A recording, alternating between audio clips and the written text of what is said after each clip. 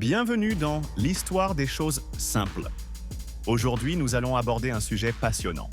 Comment fonctionnent les pompes à pétrole, ces fameux chevalets, que l'on voit souvent osciller dans les champs pétrolifères? Si vous avez déjà traversé un champ pétrolier et aperçu une grande structure métallique penchée lentement vers le sol, comme plongée dans de profondes pensées, vous les connaissez déjà. Elles peuvent paraître des machines maladroites et répétitives, mais en réalité, ce sont de véritables merveilles d'ingénierie. Que se passe-t-il donc derrière ce mouvement hypnotique et constant?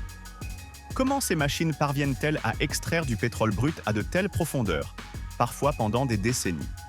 Restez avec nous pour découvrir l'univers fascinant, et pourtant méconnu, des pompes à pétrole, ici même sur Histoire des choses simples. Tout d'abord, essayons de comprendre le problème que ces machines tentent de résoudre. Lors du forage initial d'un puits de pétrole, la pression naturelle souterraine suffit généralement à faire remonter le pétrole à la surface, presque sans effort. C'est comme lorsqu'on secoue une bouteille de soda puis qu'on l'ouvre. C'est le gaz qui fait le travail. Mais avec le temps, cette pression diminue et le pétrole cesse de remonter naturellement à la surface. C'est là qu'interviennent les pompes à balancier pour le pétrole. Leur unique but est de faire remonter artificiellement le pétrole à la surface, permettant ainsi au puits de continuer à produire longtemps après la perte de pression naturelle. Sans eux, des millions de barils de pétrole utilisables resteraient piégés sous terre et de nombreux puits seraient abandonnés prématurément. Ce va-et-vient incessant n'est pas qu'un simple spectacle visuel. La partie supérieure de l'unité de pompage s'appelle le balancier. D'un côté, il est relié à un moteur et à un système de contrepoids, et de l'autre, à une tige verticale qui descend jusqu'au fond du puits. Lorsque le balancier oscille de haut en bas, il entraîne cette tige dans un mouvement de va-et-vient, agissant à la manière d'un piston. Ce mouvement actionne une pompe située très loin sous terre, à des centaines, voire des milliers de mètres de profondeur, et à chaque cycle, une petite quantité de pétrole est extraite. Au fil du temps, ces quantités s'accumulent pour remplir de grands réservoirs de stockage en surface avant d'être acheminées vers les raffineries. Comment fonctionne le mécanisme? Tout commence par un moteur, électrique ou thermique, qui entraîne la rotation d'un arbre muni d'une manivelle à contrepoids. Mais comme le but n'est pas de tourner, mais de monter et de descendre, ce mouvement rotatif est transformé en mouvement vertical grâce à un système de bielle relié au balancier. Ce mouvement de va-et-vient actionne une partie incurvée appelée tête de cheval, qui donne à la pompe sa silhouette si caractéristique, évoquant celle d'un animal qui s'abreuve. Une tige métallique, appelée tige polie, est suspendue à la tête du cheval. Elle descend directement dans le puits et se connecte à un piston situé à l'intérieur de la pompe souterraine. Lorsque la tête se lève, la tige tire vers le haut. Lorsqu'elle s'abaisse, elle pousse. C'est comme une pompe à vélo à l'envers. Au lieu de chasser l'air, elle aspire le pétrole vers le haut. Même si, en apparence, tout cela peut sembler être un simple va-et-vient, le véritable travail se déroule beaucoup plus profondément. Au bout de cette tige polie se trouve une série de tiges métalliques vissées ensemble, connues sous le nom de colonnes de tiges de pompage, qui descendent jusqu'au gisement. Au fond se trouve un corps de pompe avec un piston à l'intérieur. Puis, lorsque le piston redescend, le clapet fixe se ferme et le pétrole passe à travers une autre valve appelée clapet mobile. Lorsque le piston descend, cette soupape s'ouvre et une autre, la soupape fixe, se ferme, permettant au fluide de passer. À chaque cycle, le pétrole remonte un peu plus haut dans le tuyau jusqu'à atteindre la surface, où il est stocké et transporté. C'est un processus lent mais extrêmement efficace pour les puits à basse pression. L'un des éléments les plus frappants du balancier de la pompe à pétrole est l'énorme contrepoids situé d'un côté, comme un haltère de musculation fixé là avec une précision cruciale. Mais c'est en réalité crucial. Il faut non seulement soulever le poids du pétrole, mais aussi celui de toute la colonne de tige, qui peut peser plusieurs tonnes, selon la profondeur. Le contrepoids permet d'équilibrer cette charge, de sorte que le moteur n'ait pas à faire tout le travail tout seul. Sans ce contrepoids, le moteur s'userait très rapidement. Grâce à cela, le système est plus efficace, consomme moins d'énergie et subit moins d'usure mécanique.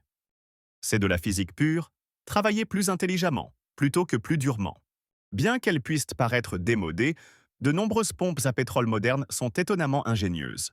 Elles sont équipées de capteurs et de minuteries pour optimiser leur performance, et certaines peuvent même être contrôlées à distance. Si le débit de pétrole diminue, ou si la pression dans le sous-sol change, Le système peut automatiquement ajuster sa vitesse ou s'arrêter temporairement pour éviter tout dommage. Oui, ce chevalet de pompage ordinaire est peut-être bien plus moderne qu'il n'y paraît. Quant à leur durée de vie, ces machines sont conçues pour durer. Avec un entretien adéquat, un balancier de pompe à pétrole peut fonctionner pendant des décennies. Il n'est pas rare d'en trouver qui sont en activité depuis les années 1960, pompant du pétrole tous les jours comme s'ils suivaient un programme d'entraînement éternel.